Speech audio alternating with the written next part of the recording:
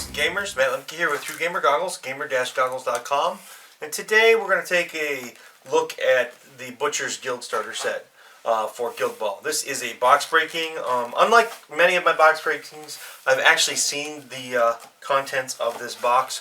I was at Adepticon and I got to play the demo. What I didn't see is how they're packed, and I was hoping I could just, okay. I just wanted to slide it off and keep that because it might be a couple weeks before I get to do the figure forge.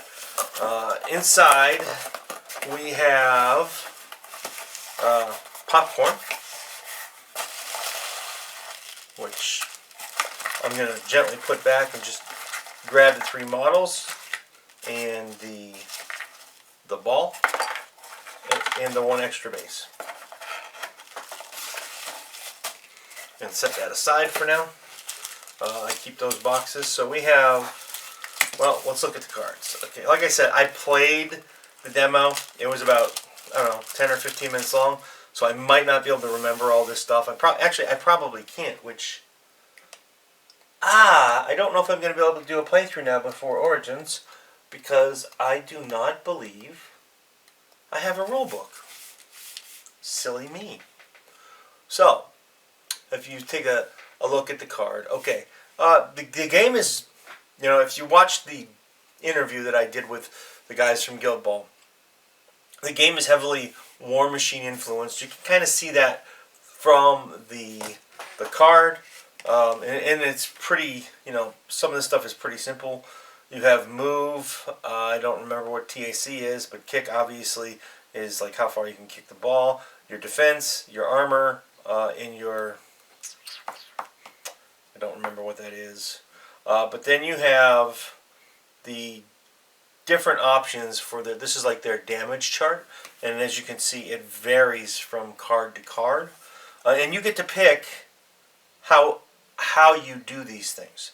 But then every character has special abilities. For example, Ox has Butchery, which I got to use. It requires anyway, friendly model gains +1 damage to playbook damage results against the enemy target model. For those of you that aren't aware, this is kind of like a rugby game on crack. And then if you flip Ox over, he has a legendary play, kind of like your casters would have in War Machine and Hordes. And then he has the character traits of the owner. Then you have Boiler, who is just one of the regular players on the team. And he's got, you know, 6'8". He's got a different type of damage track. And on the back, he has the character traits of anatomical precision, which means during an attack from this model, the enemy model suffers -1 to armor. Basically, the guy can find the chinks in the armor. He has crucial artery, which basically he makes the character bleed, or his opponent bleed, so his opponent takes extra damage. And he has assist when making an attack against an enemy model engaged by the named model. This model gains +1 to the TAC. And then you have Brisket.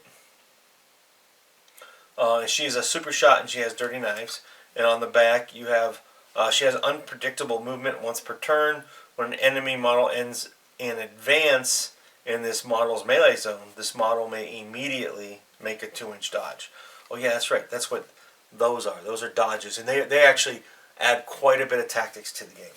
And now we're going to take a look at the models, which is probably what most of you want to see. This is going to be, I think this is Ox. Yeah, I'm pretty sure this is Ox. Yeah, he's big, beefy, studly. He has an axe. We'll zoom in as far as I can. Great amount of detail on these models, as you can see. Finely crafted, very clean. Not a lot of flashing. Very few mold lines, if any. There's a little bit right there, but you can barely tell. Some get lost in his hair. You can kind of see it, which is okay by me. And then you have the ball that you chase around the field. And then we have, what is this? I think this is brisket.